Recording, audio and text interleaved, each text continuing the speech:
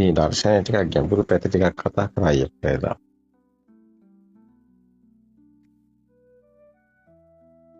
දැන් අපි සාමාන්‍ය මිනිස්සෙක් ගමේ ඉන්න අපේ අම්මා කෙනෙක් කොහොමද නිවන් දකින්නේ කියලා මොකක්ද අදහස්? ඒ කම්පන කොන්ද මේවා ගමේ ඉන්න අම්මට වැටෙන්නේ නැහැ. ඒ ගමේ ඉන්න අම්මට ඇත්තටම නිවන් දකින්න බැහැ.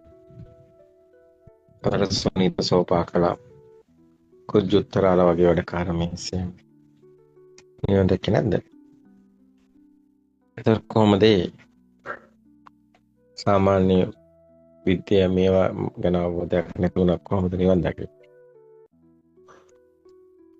හොඳයි අපි කැමති හැමෝගෙම අදහස් මේක දකින්න.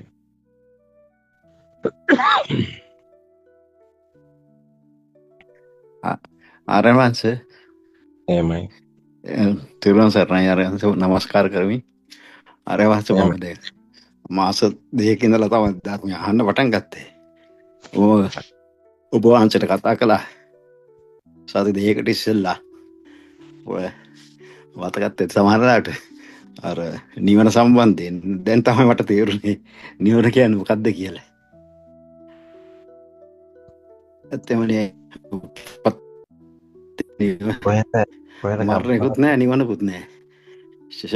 ශනයක් විතරයි තියෙනවා. ගම්පලාත ස්වයනන්සේ නෑ ස්වයනන්ස මම අර හොරණ ඉන්නේ දැනට ඉන්නේ ඇමරිකාවේ. එහෙමයි. ඔව්. ඇත්තම ඒක ආශ්චර්යයි. කවදා වගේද කලින් කතා දැන් කරා සති දෙකකට වගේ ස්වයන් ආරණවංශයට කතා කළේ. ඇත්ත ඔව් අපි ඇත්තම භාවනා කර හිටියේ. භාවනා කර සිතිවිලි නිරෝධ කරන්න උත්සාහ කළා. ඒ වුණත් ඒක කරන්න බැරි වුණා. ආවන්නේ 2017 ඉඳලා දිගටම කර හිටියේ මේ සිතිවිලි නිරෝධ කරන්න. නැත්නම් මේක තේරුණා එක ආරණවංශ ඒක කරන්න බෑ කියලා. මේ ඇත්තම මේ අර මම කියන මමත් ඒ තමයි නැති කරන්න ඕනේ.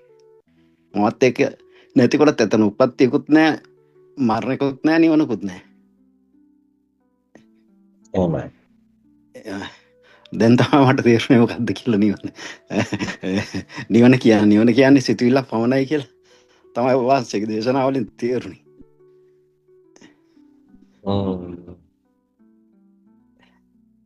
ටිකක් ඒ කියන්නේ තාම දේශනා අහනර මාස දෙකක් වගේ නේද? ඔව් මාස දෙකකට පොඩ්ඩක් වැඩි හරි අඩු හරි වෙන්නේ නැති ඒ YouTube එකේ බලලා තමයි කතා කළේ.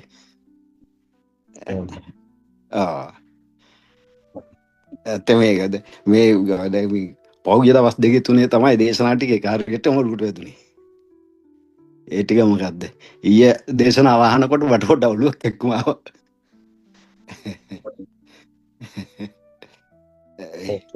අන්තිම ටික නේද? අන්තිම ටික.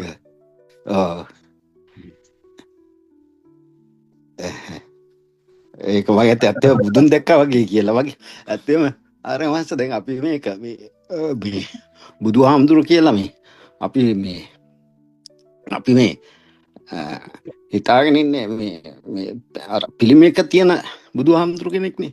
නමුත් ඇත්තම නියම බුදුහාමුදුරු එහෙමත් නෙවෙයි කියලා මට දැන් හිතෙනවා.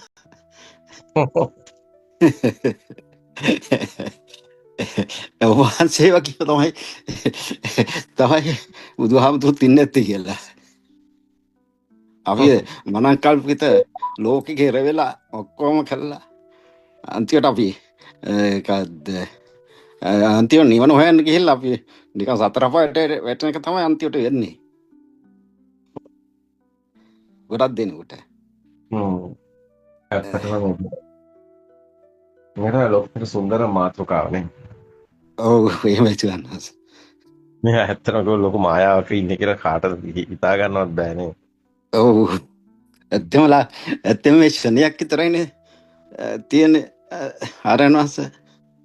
ඒකට මේ එක කම්පන එක සිතක කතාවක් තියෙනවා. ඔව්. ඔක්කොම අපි කියමු පුරාණ කර්ම කියන්නේත් ඒ ක්ෂණයකනේ නේද? ආරය මාස තියෙන්නේ. එහෙම. ඔක්කොම මුළු ලෝකෙම තියෙන ක්ෂණයයි. ඔය ක්ෂණයේදී ඔක්කොමපත් වෙනවා. අවිද්‍යාව හින්දා. නෑ අපි කොහොමද එක සිත එක මොහොතක තියෙන්නේ. ඒක මොහොතයි. ඔය හැම දෙයක්ම එක සිත හැම මේ මොහොතේ මේ මොහොත විතරයි. හැම ඊගා මොහොත ඊගා මොහොත විතරයි. ඒතකොට එක ඔව්. සිතයි හැම වෙලේම තියෙන්නේ. ඒකයි කතාව. ඔව්. ඔව්. හ්ම්. ඒක ඇත්තම ඒක දර්ශන ඥානෙට තමයි අහුවෙන්නේ.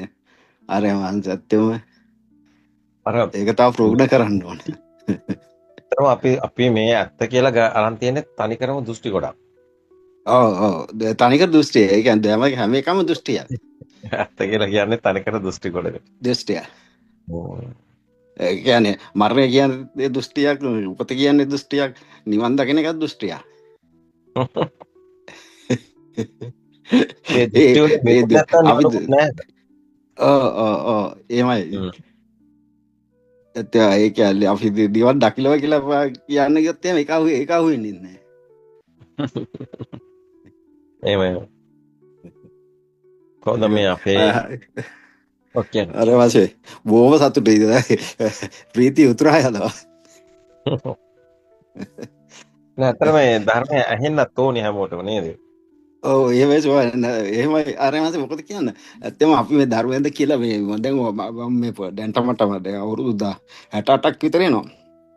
මම දැන් සාමාන්‍ය අවුරුදු 15 විතර ධර්මය හොයන්න පටන් ගත්තේ. හොයාගෙන හැම ස්වාමීන් වහන්සේ කෙනෙක් ළඟට ගියා. මම අරණ ධර්ම ආමතුරු ළඟට ගිහිල්ලා තියෙනවා. ඒත් එක තැනකවත් නිවන නැහැ. ඒක ගාලක වැටලෙනවා ඒක. ඔව්. ඒක පුදුම ආශ්චර්යයක් මොකද්ද? ඒ ස්වාමීන් වහන්සේ. හොඳයි අපි එහෙනම් නමස්කාර කරනවා. හොඳයි.